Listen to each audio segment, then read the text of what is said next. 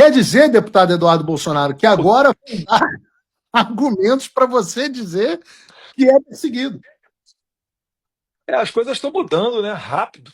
É o que eu falei ontem, né? Parece que agora a bananinha tá entrando do jeito que eles não gostam, né?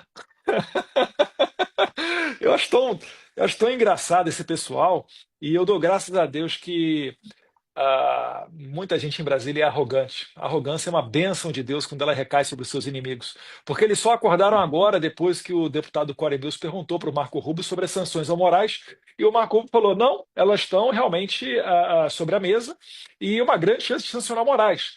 Ou seja, você não sabe se esse pessoal da esquerda, se eles vivem a mentira dessa narrativa que eles criam, ou se realmente eles se acham os todos poderosos deuses do Olimpo intocáveis. Eu tenho minhas dúvidas para diagnosticar qual doença mental afeta essas pessoas. Porque o cara me comprou briga com Jason Miller, né, com o Elon Musk.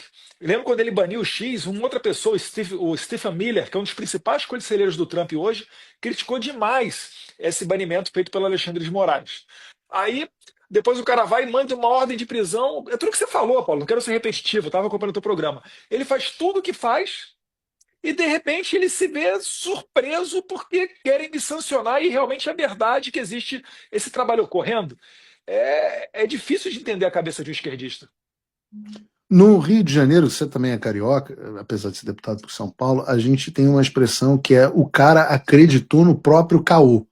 O cara, a minha dúvida a respeito da esquerda é essa.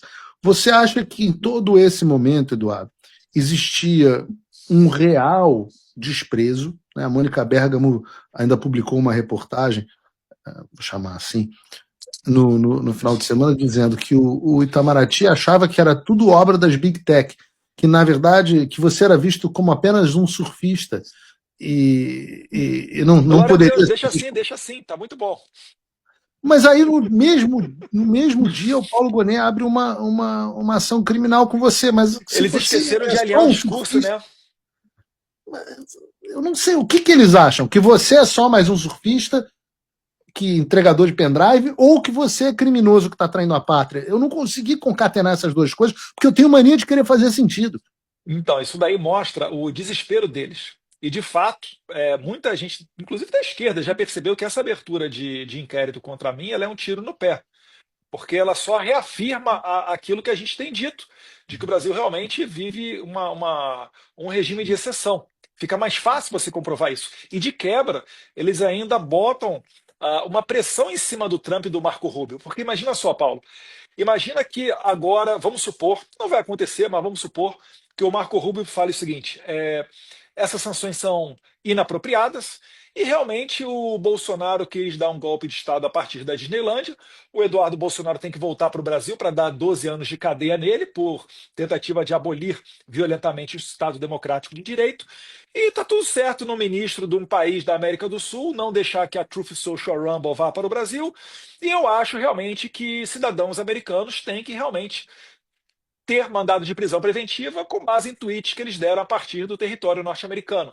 Assim, eu estou começando a suspeitar que eles estão desejando talvez essas sanções, porque parece que eles não estão se esforçando tanto assim para não tê-las. Né? Não sei se eles estão imaginando que possa ocorrer um efeito semelhante ao do Canadá, ou alguma coisa nesse sentido, achar que vai ocorrer um movimento de união em prol do Alexandre de Moraes, que vai liderar uma campanha pela soberania nacional. Eu queria até ouvir você, né? Se por acaso alguém da esquerda está pensando nessa estratégia, o que você acha que aconteceria?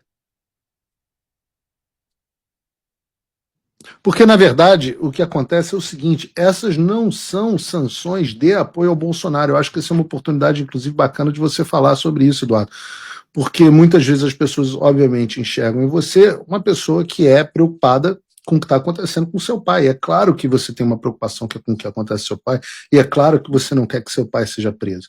Mas, em momento algum, o que é feito aqui, e eu posso testemunhar isso, é feito com o intuito de influenciar o julgamento do Bolsonaro, propriamente dito.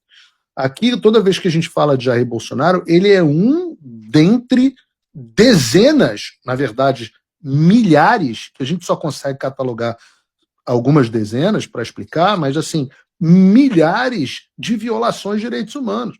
onde a gente senta aqui, não senta para falar de Jair Bolsonaro, a gente senta e fala, olha, tem o caso do presidente Bolsonaro, que é sim o maior líder político do Brasil, mas além do Jair Bolsonaro, tem o caso da Débora, tem o caso do Clériston, tem o caso do Rodrigo Constantino, tem o caso da Flávia Magalhães, do mendigo, tem o caso de pessoas comuns. Então, eu acho que vale você explicar isso, Eduardo, que assim, o que é o trabalho, em que consiste o trabalho que a gente tem feito aqui.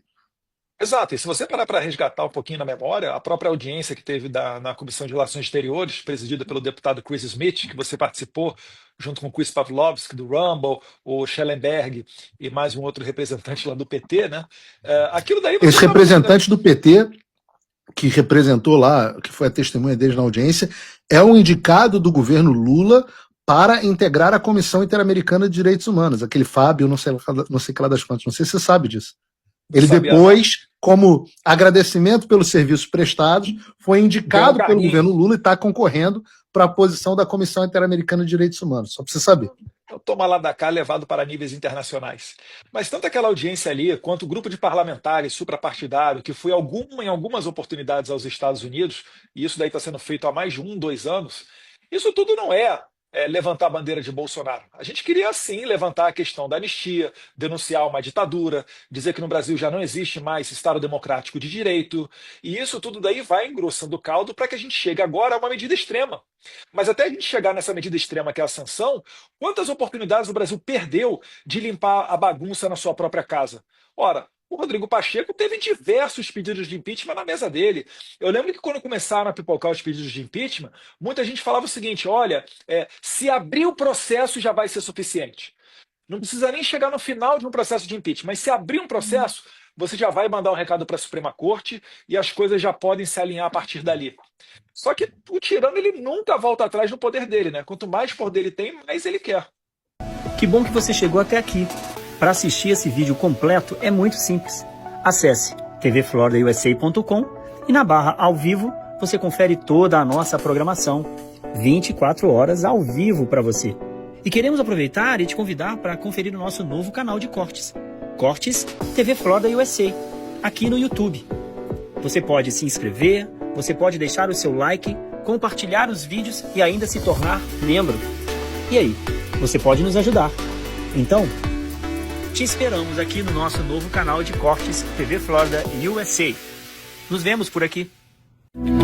TV Florida USA.